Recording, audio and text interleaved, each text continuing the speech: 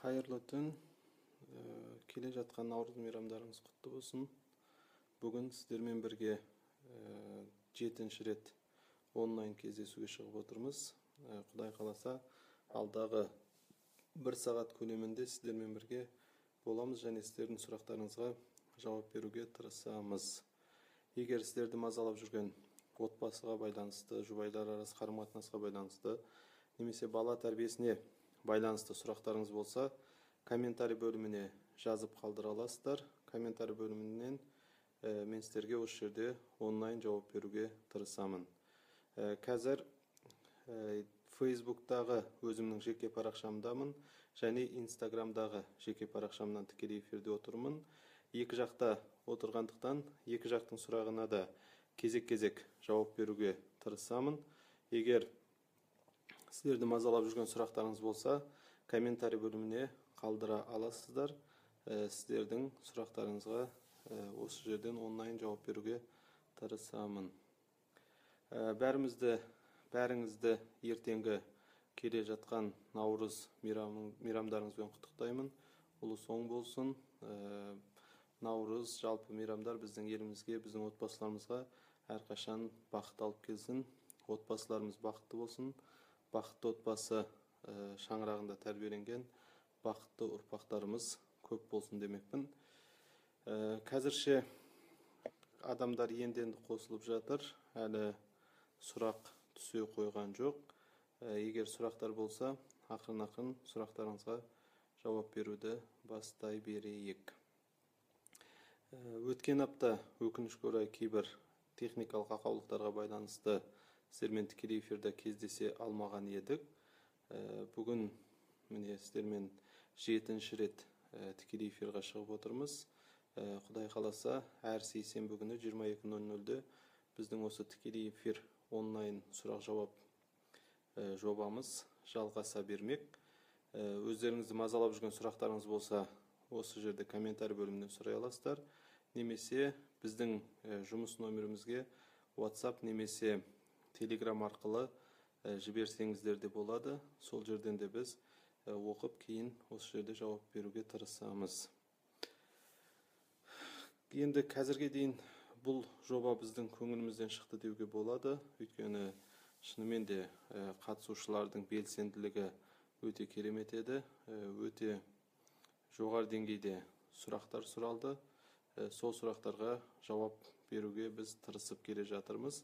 Міне алғашқы сұрағымыз түсті. Facebook'қа алғашқы сұрақ түсті. Бала ата-анасымен көп сөйлеспейтін себебі. Бала ата-анасымен сөйлеспеуінің себебін сұрап жатыр. Негізі баланың ата-анасымен сөйлеспеуінің себептерін жан-жақты қарастыру керек деп ойлаймын. Біріншіден оның жас ерекшелігін ескеру керек. Қанша жаста бұл балалар сөйлеспейді. Ал жалпы қарайтын болсақ, негізінен балалар неге ата-анасымен сөйлеспейді? Өйткені ата-анасымен сенімді қарым-қатынас орната алмағаны үшін. Яғни ата-анасына толыққанды сене алмағаны үшін деуге болады. Яғни ата-ана мен баланың қарым-қатынасы, күнделікті өмірдегі қарым-қатынасы қалыпты болмайтын болса, немесе бала ата-анасымен сөйлескен кезде баланың қандай да бір кемшілігін немесе қандай да бір қатесін байқап қалған кезде ата-анасы бірден ұрса жөнелетін болса, бұл алдағы уақыттарда баланың өзінің іштей жабылып қалуына алып барады, және де бала алдағы уақытта ата-анасымен отырып емін-еркін сөйлесе алмайтын жағдайда болады. Сондықтан ата-аналарға ұсынысымыз, егер балаларыңыз сізбен кез келген уақытта сөйлесуін қаласаңыздар, әсіресе проблемалар туындаған кезде балаларыңыздың бірінші келіп сізбен сөйлесуін қалайтын болсаңыздар, онда сіздерге ұсынысымыз балаларыңызбен жай кездерде, жай күндерде көп сөйлесіңіздер, оларға көп уақыт бөліңіздер, бірге уақыт өткізіңіздер. Және де сөйлескен кезде олардың қатесін бірден түзету үшін емес, оның орнына өзіңіз қойып, оны түсінгеніңізді көрсете отырып сөйлесуіңіз керексіз, түсінгеніңізді сездіре отырып сөйлесуіңіз керексіз. Яғни бала мен сөйлескен кезде егер сіз бірден қатесін түзетуге тырысып, жаңағындай бірден ескертулер жасап, бірден ұрса бастайтын болсаңыз, бала келесі жолдары сізбен сөйлеспейтін болады, сөйлеспеуге тырысады, қашады. Өйткені неге? Қазір мен тағы бір нәрсе айтам, тағы да маған ата-анам ұрса бастайды, тағы да маған ескерту айтады деген секілді не істейді? Қашқақтайтын болады, сізбен емін-еркін сөйлеспейтін болады. Сондықтан да сіздерге біздің ұсынысымыз, балаларыңыз қиын күндерде сізбен сөйлесу үшін, балаларыңыздың қалыпты күнделікті өмірінде сіздер балаларыңызбен өте көп сөйлесіп, өте көп уақыт өткізулеріңіз керексіздер.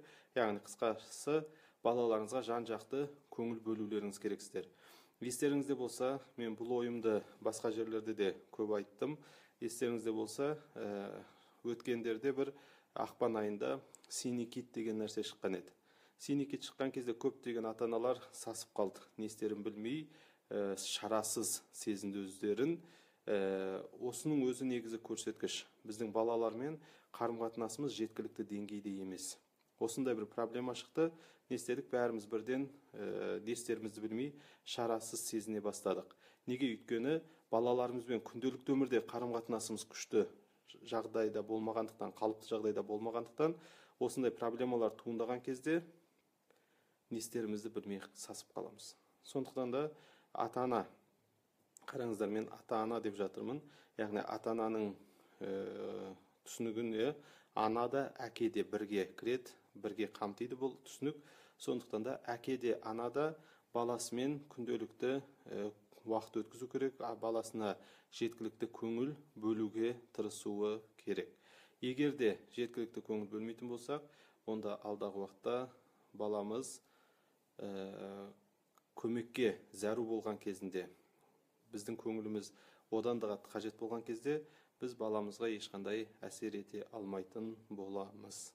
Сұрағыңызға нақты жауап болды ма білмеймін. Егер сұрағыңыз толық қанағаттандырмаған болсақ, бізге жеке жағдайды түсіндіре отырып, жеке номерімізге жазуыңызды, хабарласуыңызды сұраймыз. Инстаграмға келесі сұрақ түсіп жатыр. Бұл жерде тағы айта кетейін, қазір енді басталып жатқаннан кейін сұрақтар қазірше аз, мен үлгеріп отырмын, бірақ қазір ортасына қарай жақындаған кезде сұрақтар бірінен кейін бірі келе бастайды. Мен кейбір сұраққа үлгермей қалуым мүмкінмін. Кейде кейбір сұраққа ұзақ жауап беру керек болады. Сол кезде кейбір сұрақтар өтіп кетіп жатса, сіздерден алдын ала кешірім сұраймын. Егер де жауап ала алмаған болсаңыз, ешқандай реніш білдірмей, қайтадан сол сұрағыңызды комментарий бөліміне жазуыңызды сұраймын. Сондықтан сіздерге ұсынысым, қайта жаза бермеу үшін, сұрағыңыз жазғаннан кейін өзіңізге көшіріп алыңыз, кейін тек қана оны қайтадан жабыстыра саласыз. Сәлеметсіз бе? Қалай өтпелі кезеңдегі баланы еңбекке баулуға болады? Өтпелі кезең негізгі балалардың ата-анасымен немесе жалпы үлкендермен ең көп қақтығысқа түсетін кезеңі, бір-бірімен қарама-қайшылыққа түсетін кезеңі, бір-бірін түсінуде қиналатын кезеңі. Бұл жағдайда көбінесе бала ата-ананы түсінбейді, ата-ана баланы түсінбейді, екеуі бір-біріне ренжіп жүретін, қарым-қатынастарын көбінесе әлсіретіп алатын, көп жағдайда баланы ата-ана өзінен алыстатып алатын кезең деуге болады. Сондықтан да бұл кезеңде менің жалпы сіздерге ұсынысым, бұл кезеңде баланы еңбекке баулу үшін күтпеу керек деп ойлаймын. Өйткені бұл кезең баланы еңбекке баулайтын кезеңнен көрі, баламен сырласып, баламен сөйлесіп, баланы түсінуге тырысатын кезең деуге болады. Ал еңбекке баулу кезеңі негізі кішкентай жастан негізі бастау керек, өтпелі кезеңді күтпей. Жалпы біздің қазақта сөз бар ғой, балаңды 7 жасқа дейін хандай күт, 7 жастан 15 жасқа дейін құлыңдай жұмса, 15 жастан кейін сырлас дейді. Бұның негізгі құпиясы да осы, негізгі сыры да осы. 7 жасқа дейін балалардың сезіммен санасу, оларға ерекше көңіл бөлуді айтса, ал 7 жастан бастап баланы құлыңдай жұмса деген, құл секілді қара деген сөз емес, балаңды еңбекке баулы деген сөз. Яғни біз баламызды 7 жастан бастап еңбекке баулуымыз керекпіз. Ал бірақ 7 жаста еңбекке баулып, оған көмектесіп, оған жол көрсете алуымыз үшін бала 2-3 жастан бастап өзінің күші жететін нәрселер, мысалы ойыншығын жинау, киімін кию, тамағын ішу деген секілді қалыпты нәрселерді істей бастау керек. Ал 15 жастан кейін сырлас деген сөз, яғни онымен уже дос секілді сөйлесіп, оны түсінуге тырысу ретінде қарастыруға болады. Бұл жерде ең басты мәселе қазіргі кезде бұл 15 жасты сіздер 10-12 жас ретінде қарастыруларыңызды ұсынамын.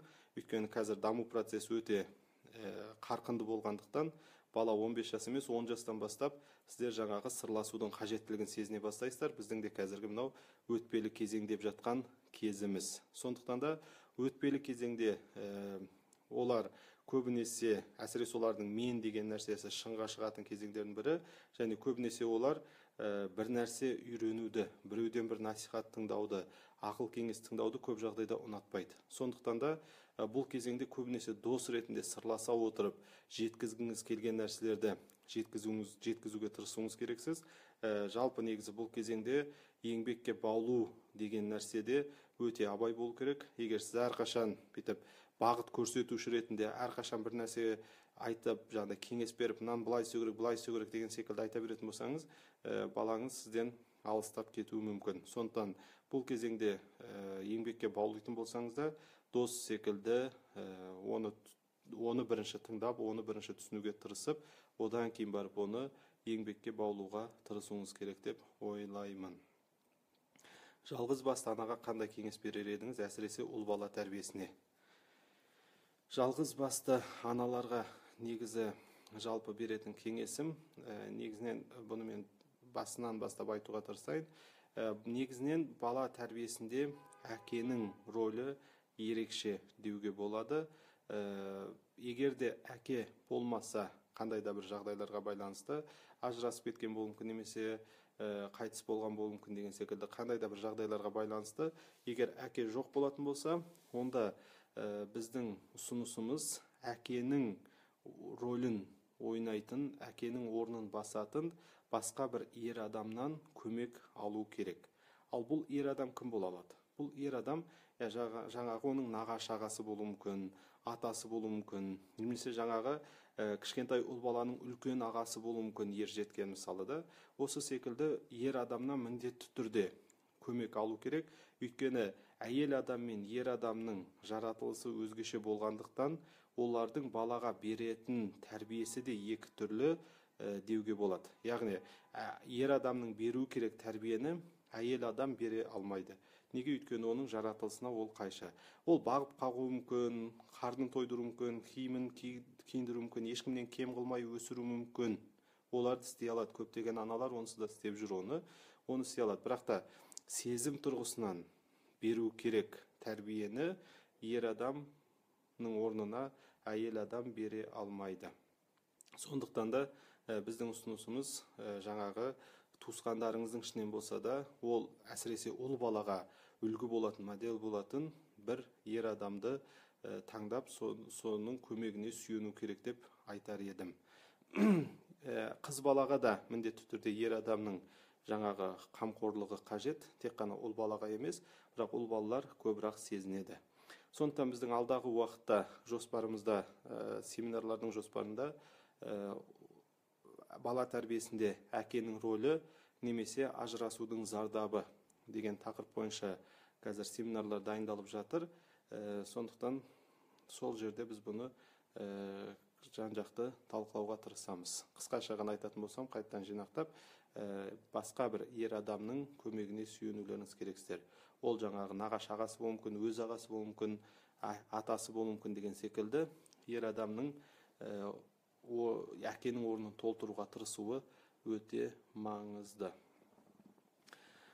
Енді қазіргі осы арадағы мүмкіндікті пайдалана отырып, біз өзіміздің кейбір жобаларымызды айтып отырайын. Сұрақ түскенге дейін қазірше түскен сұрақтарға толық жауап беріп келе жатқан секілдімін, үлгеріп келе жатқан секілдімін.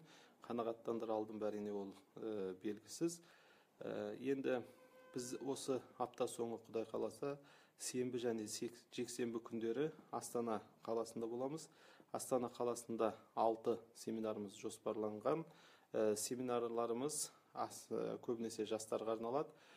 Жастарға дұрыс жар таңдау тақырыбы, ұлдарға және қыздарға, және бойдақтар мен жас отбасыларға үй болу оңай тақырыбы, және де жас отбасылар, жас ата-аналар мен бойдақтарға арналған бала тәрбиесіндегі басты қағидалар атты семинарларымыз болады.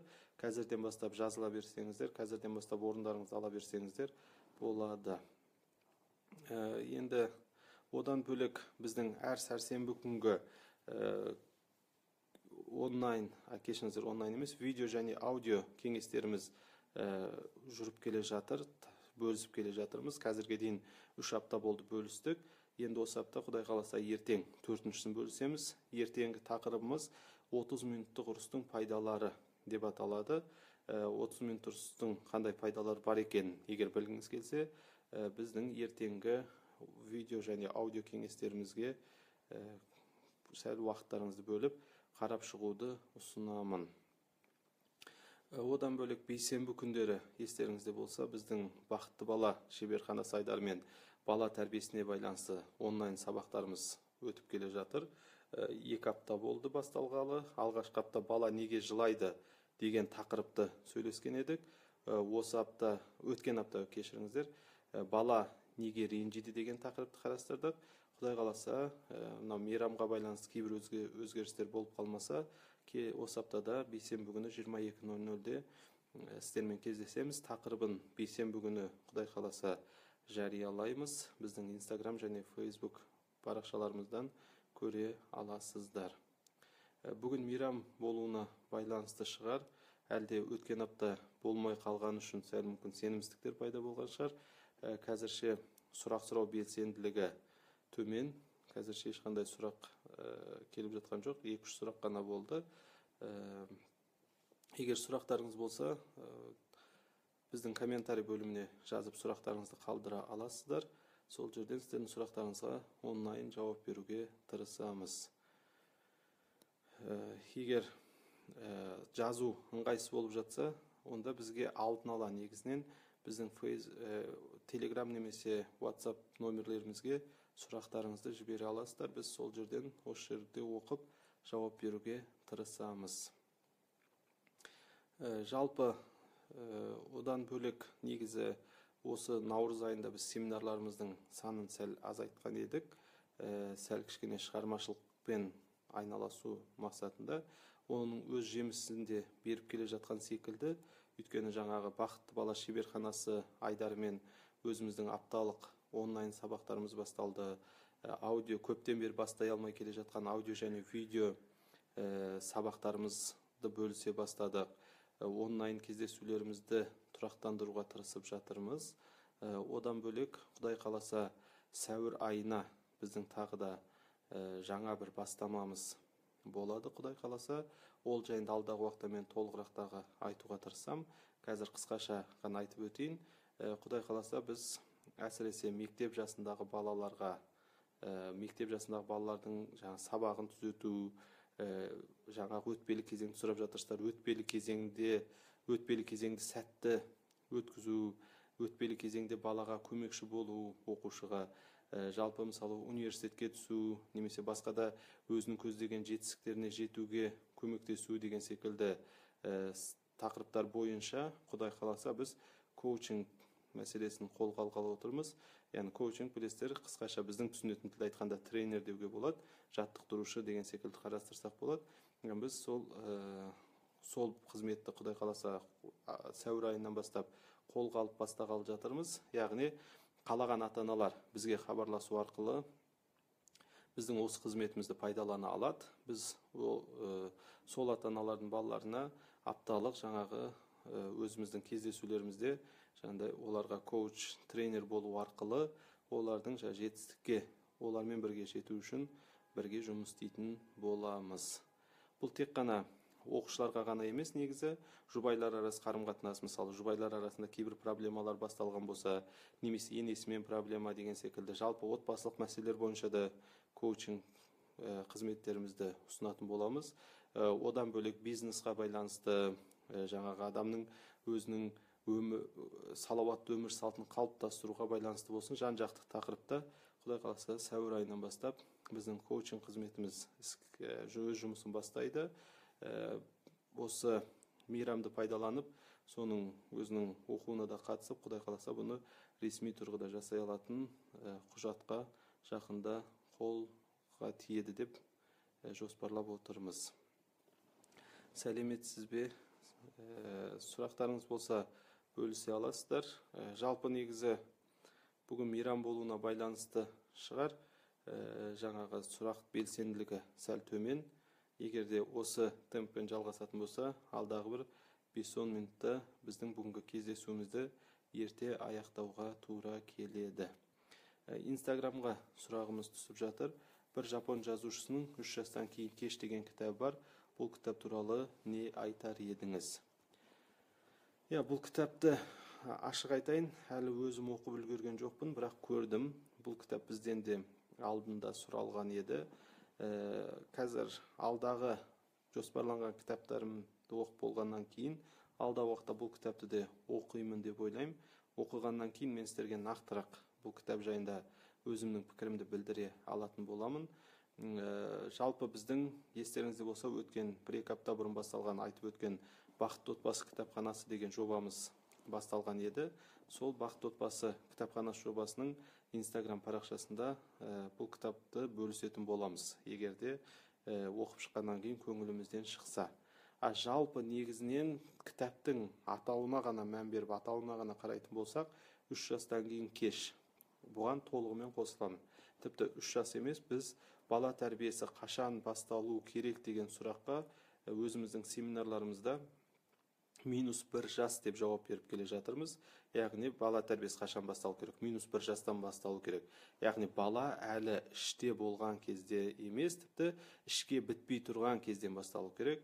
Бойдақтар үшін қарастыратын болсақ, жар таңдаудан, болашақ әкесін, болашақ анасын дұрыс таңдаудан, ішке бітер кездегі және іште болған кездегі адаласпен қоректену мәселесі, одан кейінгі жаңағы іштегі болған кезең, жүктілік кезеңі, одан кейін 0 жастан бастап, дүниеге келген кезінен бастап, негізі тәрбие процесі жалғасуы керек. Бізде ғана кейбір қалыптасқан түсінік бойынша бала ғой ол не білет деген секілді ойлармен, түсініктермен біз толығымен келіспейміз. Сондықтан да кітаптың тақырыбы бойынша 3 жастан кеш деген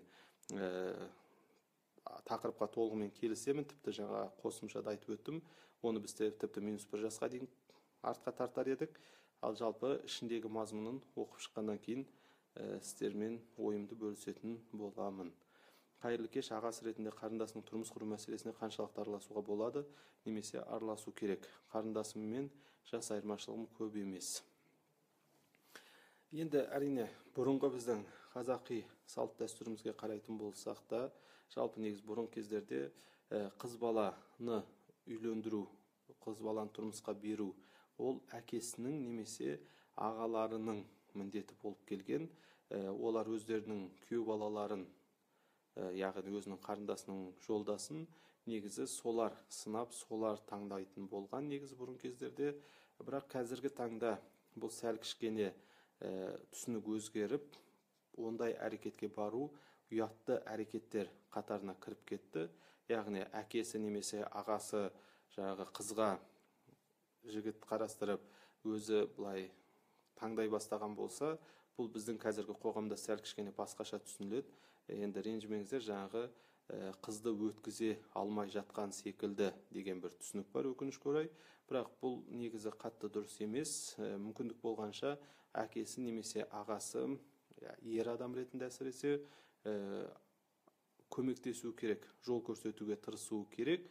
Бірақ та бұл жағдайда жаңағы қазіргі таңдағы әсіресе қыздардың, жастардың психологиясында ескере отырып, өте абай болу керек. Егер сіздің қарындасыңызбен ара қатынасыңыз жақсы болмаса, қарындасыңыз сізге егер толыққанды сенбейтін болса, онда сіздің араласқаныңызды көп қатты жақтырмауы мүмкін. Сондықтан да осы мәселелерді ескере отырып, жалпы қараған кезде араласқан жақсы, көмектесу керек.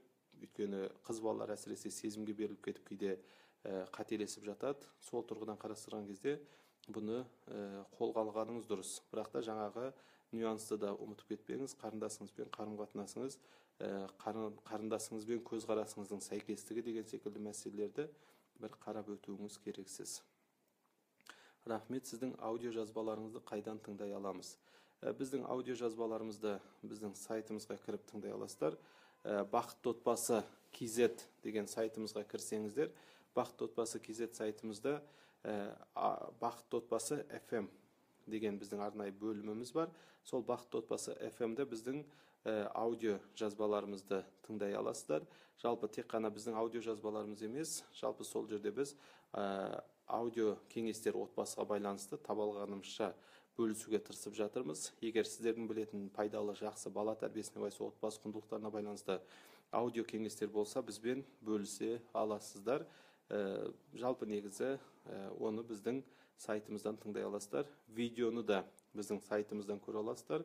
Немесе видеоны менің жеке YouTube каналыма қосылу арқылы да тыңдай аласыздар. Елжас Ертайұлы деп YouTube-тан іздесеңіздер, менің жеке YouTube каналымды таба аласыздар.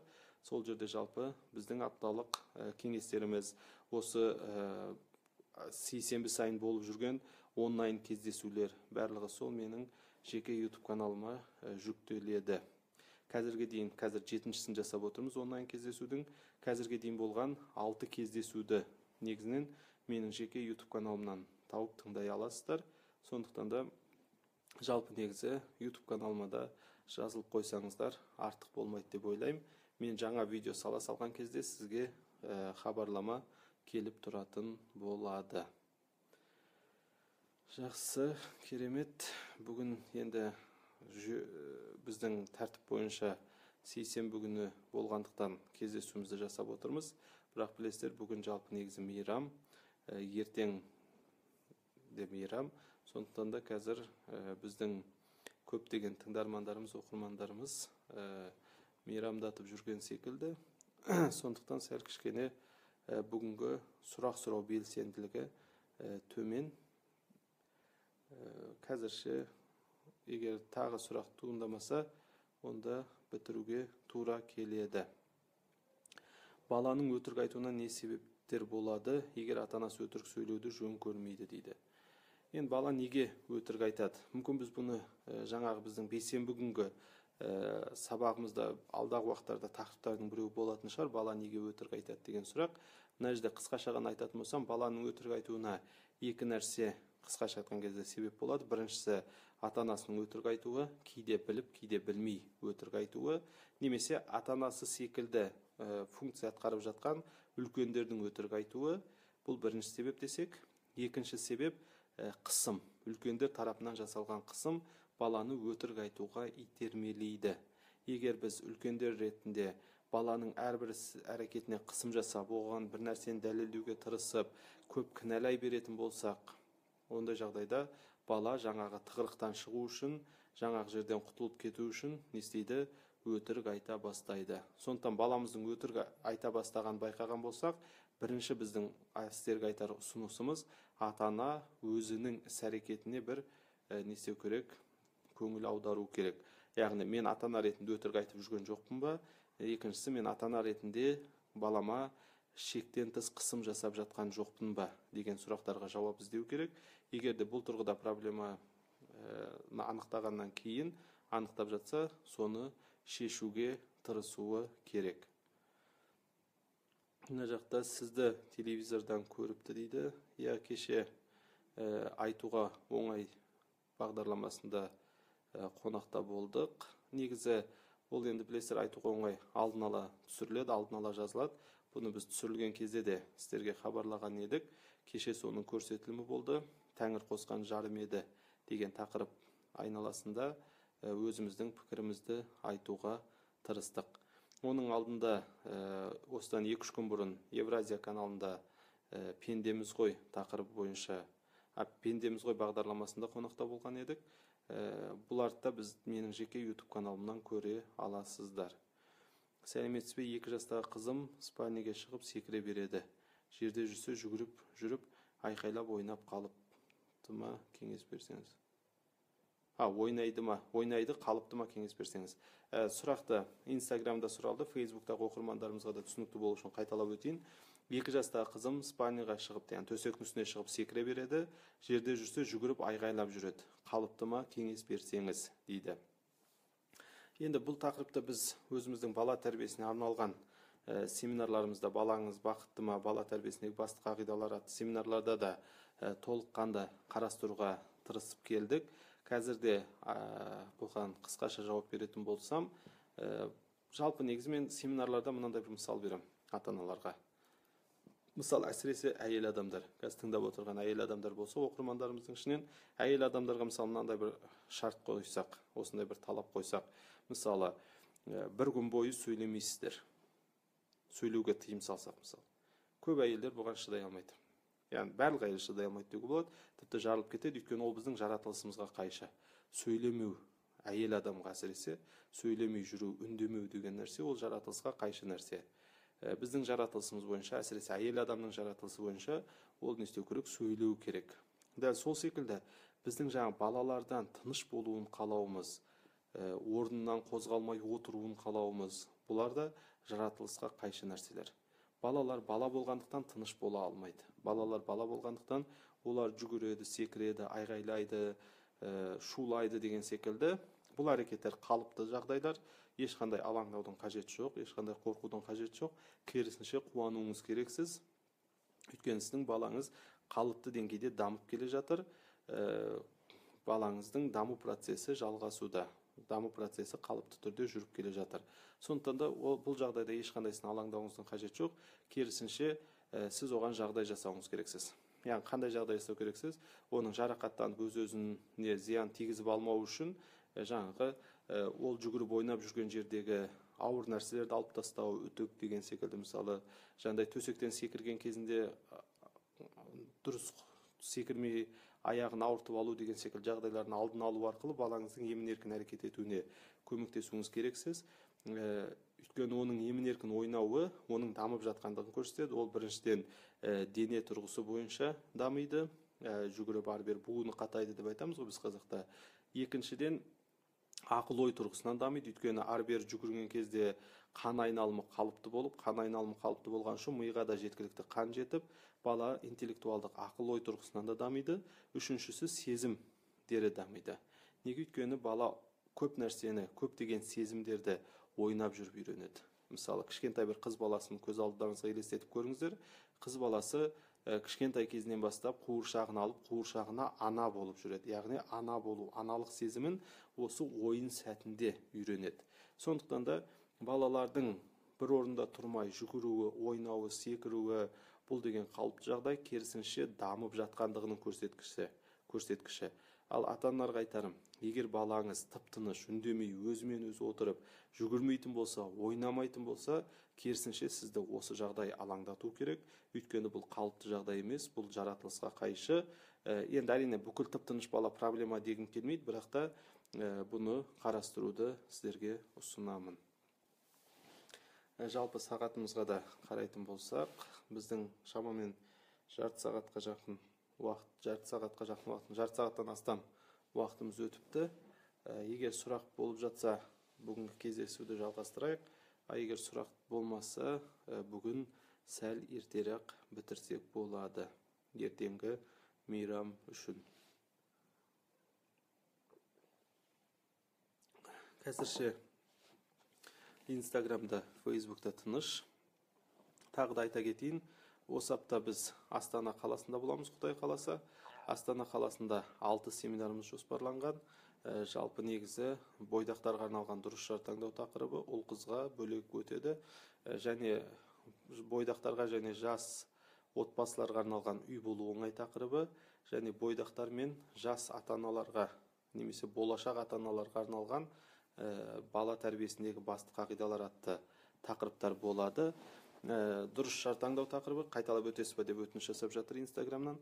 Дұрыс жар таңдау тақырыбы бойдақтарға арналады. Одан кейін бойдақтар мен жас отбасыларға арналған үй болу оңай, жұбайлар арасы қарым-қатынас, жалпы отбасы өмірдегі кейбір құпиялар деген секілді мәселелерді қарастырамыз. Және де бойдақтар мен ата-аналарға, жас ата-аналарға немесе енді ата-ана болайын деп жүрген жұптарға арналған бала тәрбиесіндегі басты қағидалар деген семинарымыз. Бала тәрбиесіндегі басты қағидалар тақырыбында біз жалпы негізгі қағидалар, бала деген кім, жалпы жаңағы тәрбие қандай болу керек, тәрбиенің мақсаты қандай болу керек деген секілді жағдайлармен қатар 6 жасқа дейінгі балалардың психологиясын қарастырамыз. Яғни дүниеге келгеннен бастап 6 жасқа дейінгі 0 жас 1 жас аралығында не істейді, 2 жас пен 3 жас аралығында қандай әрекеттер жасайды, қалай әрекет етуіміз керекпіз, не үйрете аламыз деген секілді 6 жасқа дейінгі балалардың мәселесі қарастырамыз. 6 жастан кіші балалары бар ата-аналарға өте пайдалы болады деп ойлаймын. Сондықтан да Астана тұрғындары мүмкіндіктеріңіз болса қатысыңыздар, немесе Астанада таныстарыңыз болса айта жүрулеріңізді сұраймыз. Сол кезде сол 2 жастағы қызым мен 3 айлық ұл балама тисе береді. Бетін шымшып дегендей тірлікпен кетіп қалсам тиіседі. Қалай бауырмал етсек болады? Фейсбуктағы оқырмандарға түсінікті болу үшін сұрақты жинақтап айтуға тырысайын. Бағанағы оқырманымыз сұрағын жалғастыруда. 3 жастағы әкешіңіз 2 жастағы қызы мен 3 айлық ұлы бар екен. Және 2 жастағы қызы 3 айлық ұлына тиісе береді. Тірлік жасауға бір жаққа кетіп қалса бетінен шымшып деген секілді тиіседі екен. Енді бұл жағдайға байланысты менің сіздерге бірінші айтатын нәрсем бала жоспарлау мәселесі. Негізінен жалпы педагогтардың ұсынысы бойынша, олардың көзқарасы бойынша балалар арасындағы жас айырмашылығы 3 немесе 4 жас болғаны жақсы дейді.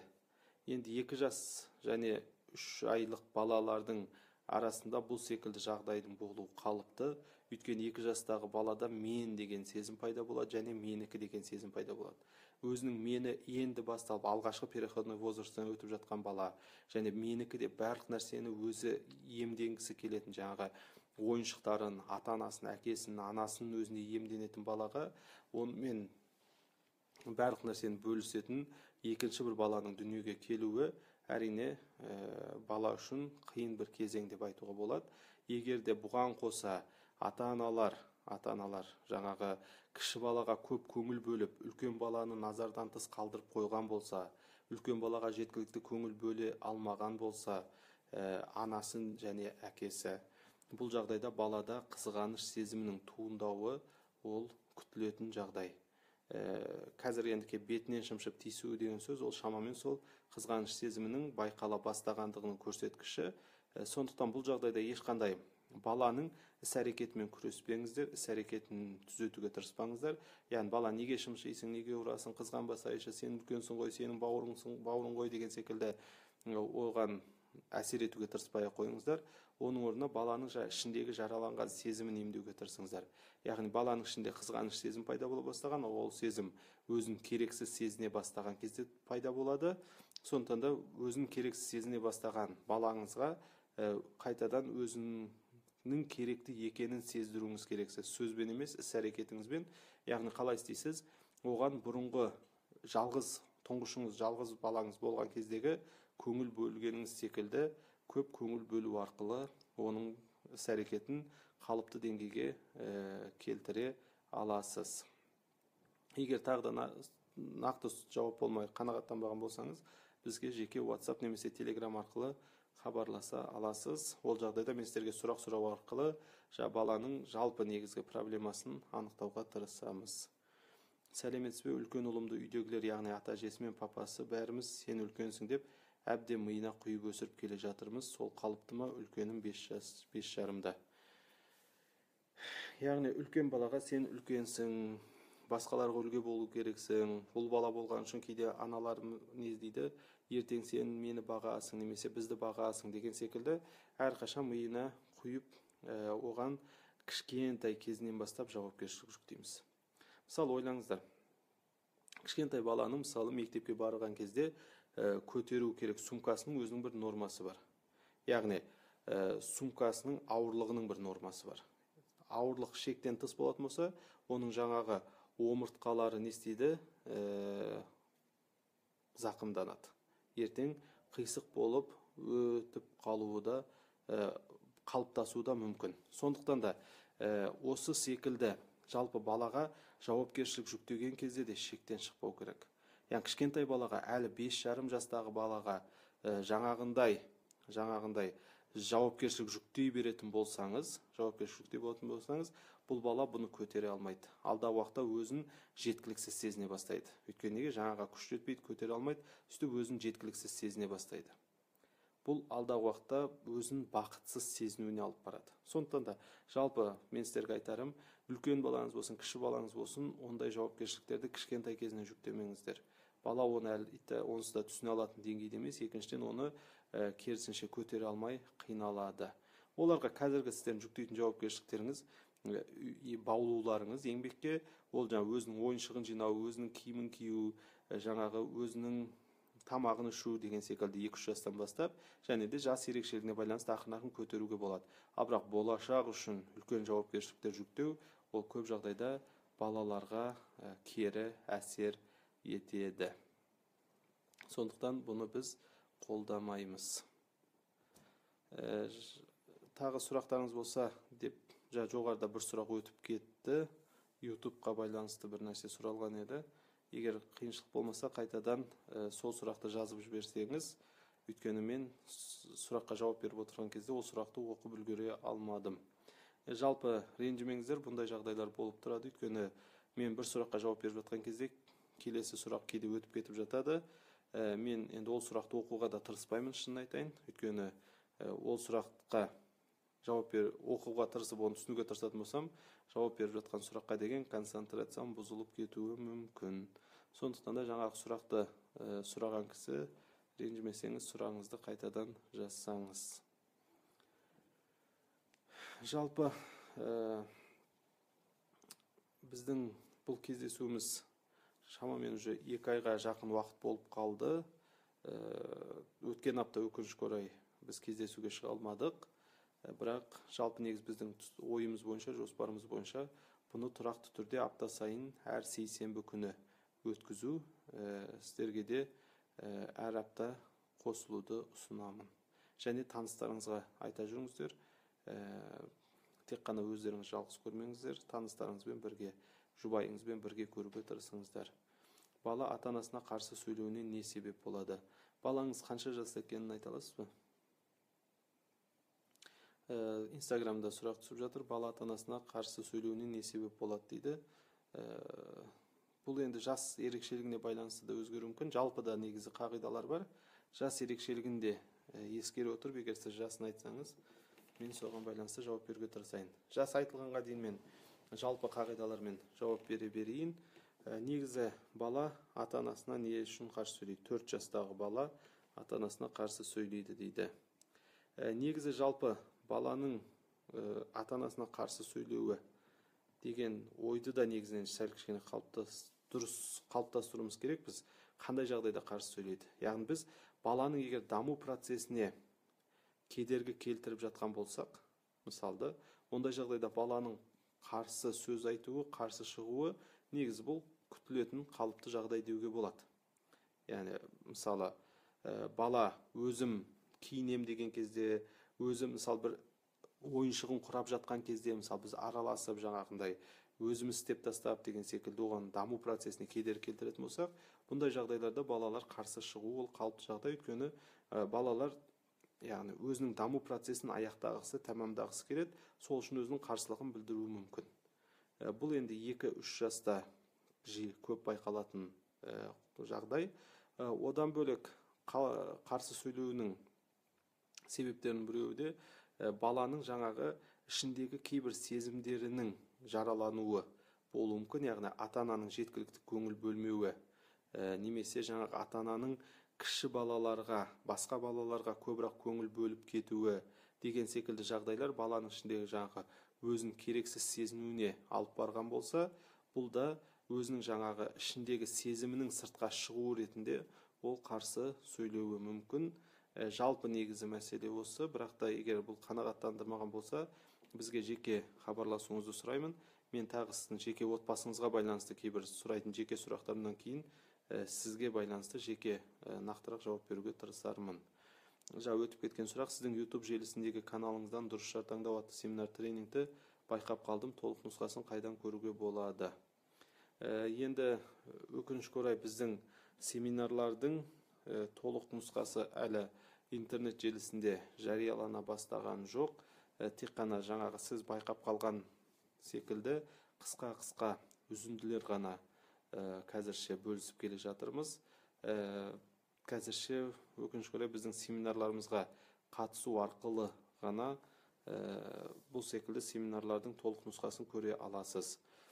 Қазір енді біз кейбір жасап жатқан істеріміз бар. Әсіресе осы YouTube арқылы онлайн семинар өткізу мәселесін қазір қарастырып жатырмыз. Тамамдап бұған қол жеткізе алған кезімізде онлайн семинар өткізетін боламыз. YouTube арқылы онлайн семинар болған кезде сол жерден көре алатын боласыз. Менің бір сұрағым бар. Әжесі баламыздан хитрым способым біздер туралы үйде болған нәрселерді сұрайды. Соны жек көремін, сондықтан балаларымызға үйде болған нәрсені үйде қалу керек деп айтып тұрамын дейді. Ата-аналардың ата-анасы ғой былайша айтқан кезде, үйде не болып жатыр деген секілді жалпы сұрақ алады дейді. Енді бұл жиі кездесетін жағдай, өйткені балалардан бүкіл жаңалықты білуге болады. Тіпті сіздердің жаңағы кейбір кездегі туындап қалған ұрыс керіс деген секілді жағдайлардың бәрі не істейді? Балалар байқамай әңгіме барысында сыртта айтып қояды. Бұл негізі балалар үшін қалыпты жағдай. Тіпті балалар былай тұрсын, кейбір кезде үлкендердің өздері байқамай айтып қояды. Әсіресе әйел адамдар кішкене сезімтал болғандықтан және сөйлеу қажеттілігі көбірек болғандықтан кейбір кезде кейбір нәрселерді өздері де байқамай айтып қоятын кездері болады.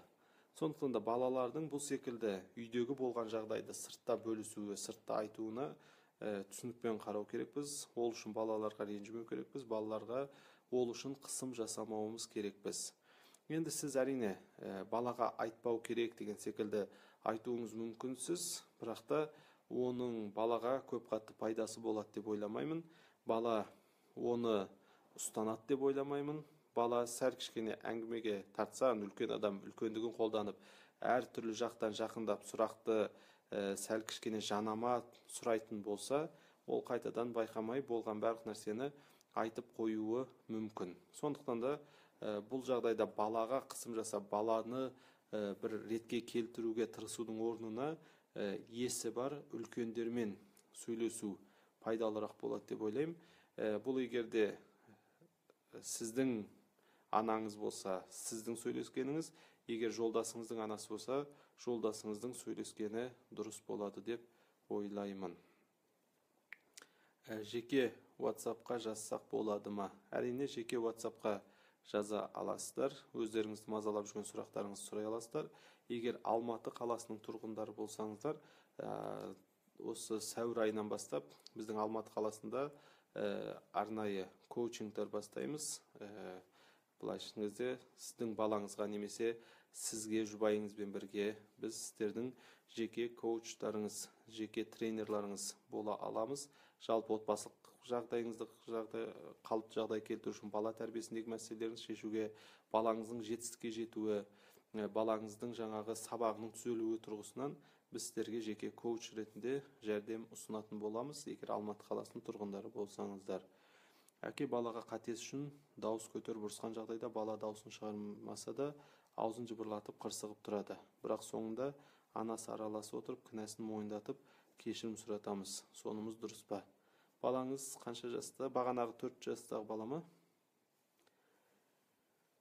Қатесі үшін дауыс көтеріп ұрысқан жағдайда бала дауысын шығармаса да аузын жыбырлатып қырсығып тұрады. Бірақ ол соңында анасы араласа отырып кінәсін мойындатамыз. Яғни анасы мен әкесі кішкентай бір балаға жабыламыз дейсіздер ғой қысқасы. Сөйтіп кінәсін мойындатасыздар. Одан кейін кешірім сұратасыздар еще. Негізі жалпы бұл қалыпты жағдай емес. Жалпы 4 жастағы бала қандай қате жасауы мүмкін? 4 жастағы баланың қатесі сондай дауыс көтеріп, айғайлап, анасы мен әкесі бірге оның кінәсін дәлелдеп, оны бетіне басып, сол үшін кешірім сұратып деген секілді деңгейге көтерерлік жағдайда емес деп ойлаймын. Негізі сізге менің ұсынысым, біздің егер WhatsApp немесе Telegram номерларымызды білетін болсаңыз, бізге жеке хабарласуыңызды сұраймын. Өйткені бұл жағдайға байланысты біздің сізбен жеке кеңескеніміз дұрыс секілді. Өйткені қазіргі істеп жатқандарыңыз қалыпты жағдай емес, балаларыңызға ашық айтайын, үлкен зиянын тигізетін жағдай. біріншіден дауыс көтеру, екіншіден жаңағы анасының да әкесінің де баланы кінәлайтын позицияда болуы, анасының да әкесінің де күш қолдануы, одан кейін балаға кешірім сұрату деген секілді нәрсенің бәрі бала тәрбиесінде педагогикалық әрекетке қайшы әрекеттер болып есептеледі, тәрбие процесіне қайшы әрекеттер болып есептеледі. Сондықтан да бұлар қалыпты жағдайлар емес. Сондықтан мен сізбен жеке кеңеске жазылуыңызды сұраймын. Егер Алматы қаласында болсаңыздар 100/100, болмаса WhatsApp арқылы деген секілді. Өйткені жаңа қандай қате істеді, не үшін сондай әрекетке бардыңыздар, бұның бәрін жеке талқыласақ дұрыс болады деп ойлаймын. Өйткені осылай жағдайларыңыз жалғаса беретін болса, алдағы уақытта балаларыңыз өзін керексіз сезіне бастайды, балаларыңыздың сезімдері жараланады, балаларыңыз сізден суый бастайды. Бұның ең негізгі жаңағы соққысын балаңыз мектепке барған кезде, переходной возраст дейтін өтпелі кезеңге келген кезде сезінетін боласыздар. Сондықтан да ештен кеш жақсы дейді ғой. Кеш болмай тұрған кезінде еш болмай қалмау үшін сіздердің бізге жеке хабарласуларыңызды сұраймын. Номерімізді білетін шығарсыздар. Айтып өтейін: 708-679-2059 номеріне WhatsApp арқылы хабарласа аласыздар. Жалпы негізі, енді біз бұл жерде барлық адамның бізге жеке хабарласа алмайтындығын ескере отырып, апта сайын онлайн жауап беруге тырысудамыз. Бірақ ашық айтайын, бұл жерде мен көбінесе жалпы қағидалар бойынша жауап беруге тырысамын. Өйткені мен сіздің балаңызға тән жауапты бере алуым үшін мен сізбен жеке сөйлесуім керекпін. Жалпы отбасы мәселесі, жалпы сіздің әкесінің қарым-қатынасы деген секілді жағдайлардың бәрін мен жан-жақты сұрауым керекпін. Толық диагноз қойғаннан кейін ғана мен сізге ғана тән жеке жауап бере алатын боламын. Сондықтан да мүмкіндік болғанша өте детальный болған мәселелерде бізге жеке хабарласуларыңызды сұраймыз. Уақытымыз ақырын аяқталайын деп қалған секілді, соңғы 7 минутымыз қалыпты. Қаншалықты мейрам десек те, сұрақ сұрау белсенділігі төмен десек те, жалпы 53 минутқа келіп қалыппыз. Егер тағы да сұрақтар болса, алдағы 7 минуттың аясында жауап беруге тырысамын. Болмаса, осы жерден аяқтасақ та болады. Тағы да айта кетейін, осы апта Астана қаласындамыз. Сенбі және жексенбі күндері Астана қаласында семинарларымыз өтеді. Жалпы 6 семинар жоспарда. Жалпы негізінен жастарға арналады. Тек қана бойдақтарға емес, бойдақтарға және жас отбасыларға, жас ата-аналарға арналған семинарларымыз болады. Қатысуларыңызды ұсынамыз. Егер қатысатын болсаңыздар, алдын ала тіркелулеріңізді сұраймыз. Үлкен қызымды еш еркелете алмаймын дейді. Үлкен қызымды еш еркелете алмаймын, тек ұрса беремін. Негізі өкінішке орай, үлкендердің сондай бір қалай айтайын, бір жағдай жиі кездеседі. Үлкендер көбінесе жандай ауыр жауапкершіліктер жүктелу, немесе ұрсу, тіпті кейде ата-ана өзінің жаңағы шығара алмаған сезімдерін сол баласы арқылы шығару деген секілді жағдайлар жиі кездеседі. Сондықтан да бұл қалыпты жағдай емес. Сізге де ұсынысым, бізге жеке хабарлассаңыз, мен бұл мәселені сізбен жеке сөйлессем дұрыс болады. Яғни неге ұрса бересіз, жалпы қандай қарым-қатынас, отбасылық құрылымыңыз қандай деген секілді. Сізбен жұбайыңыздың қарым-қатынасы да бұл жерде рөл ойнайды. Егер жұбайыңызбен қарым-қатынасыңыз жеткілікті деңгейде болмаған жағдайда, бұл да балаларыңыздан есесін қайтару секілді кейбір жағдайларда әсер етіп қалуы мүмкін. Сәлеметсіз бе ағай, қалып қойыппын, қайдан көрсем болады? YouTube каналымнан, жеке YouTube каналымнан көре аласыз, немесе жеке Facebook'та бұл видео сақталады. Қысқасы, менің жеке Facebook парақшамнан немесе YouTube каналымнан. YouTube каналыма бірақ бірден көре алмайсыз. YouTube каналыма шамамен 2-3 күннен кейін жүктейміз. Сол кезде көре аласыз. Жоғарыда Ақтауға келмейсіздер ма деген сұрақ болған еді. Ақтау қаласына бара аламыз. Біз негізі жалпы Қазақстанның кез келген қаласына, кез келген елді мекеніне баруға дайынбыз. Бірақ тек қана бір ғана жағдай бар, арнайы тапсырыс болған жағдайда, бір мекеме тарапынан арнайы тапсырыс болса келе аламыз. Өйткені көп жерлерде біз Астана мен Алматыға ғана өзіміз барып, өзіміз жаңағы семинарға қатысушылар жинай аламыз, сондықтан ол жерлерге өзіміз ұйымдастыра береміз. Бірақ басқа қалаларда ондай семинар ұйымдастыру мүмкіндігіміз болмағандықтан, белгілі бір мекеме тарапынан немесе жеке тұлғада болуы мүмкін, жеке тұлға тарапынан арнайы тапсырыс түскен жағдайда біз келе аламыз. Міндетті түрде мекеме болу шарт емес. Егер жұмыс орныңыздан, жалпы мектебіңізден, балабақшаңыздан адам жинай аламыз деген ойларыңыз болса, жеке тұлғалар да бізге тапсырыс бере алады. Сол тапсырыс түскен жағдайда Қазақстанның кез келген жеріне баруға дайынбыз. Естеріңізде болса, өткен апта біз ауылға бардық. Алғашқы ауылдағы семинарымыз өтті. Еңбекші Қазақ ауданында Жаңашар ауылында семинар өткіздік. Осы сәуір айында Құдай қаласа Еңбекші Қазақ ауданында Жаркент, кешіріңіз, Алматы облысында Жаркент деген жер бар, Қытаймен шекаралас. Сол жерге барып, Құдай қаласа семинар өткіземіз деген қазір келісімдер жүріп жатыр. Егер сәтті өтсе, ол да болады Құдай қаласа. Yani жалпы аудан орталықтары, тіпті керек болса ауылдар, қалалар, кез келген жерге баруға дайынбыз, егер де тапсырыс түссе. Жалпы осы жерде тақырып ашылғаннан кейін айта кетейін, соңғы қорытынды ретінде де. Тапсырыс дегенде де сондай қатты шошудың қажеті жоқ. Негізінен жеке тұлға да бұны ұйымдастырып, жеке тұлға да істей алады. Ашық айтайын, мен бір семинарға баруым үшін тіпті кейбір жағдайларда біз адам санымен емес, жалпы бір сомаға да келісе аламыз. Яғни 100 мың теңге алдын ала бізге есебімізге аударылса, және 100 мың теңге жинай алатын адам жинай алам дейтін өзіне сенімді жеке тұлға болса, біз ол кісінің де тапсырысын қабылдаймыз. Яғни 100 мың теңге деген шамамен 20-30 адам жинау керек деген сөз.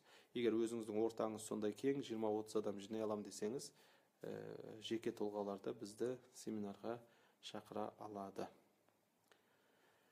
Жалпы 7-ші біздің кездесуімізде осылайша аяқталайын деп келе жатыр.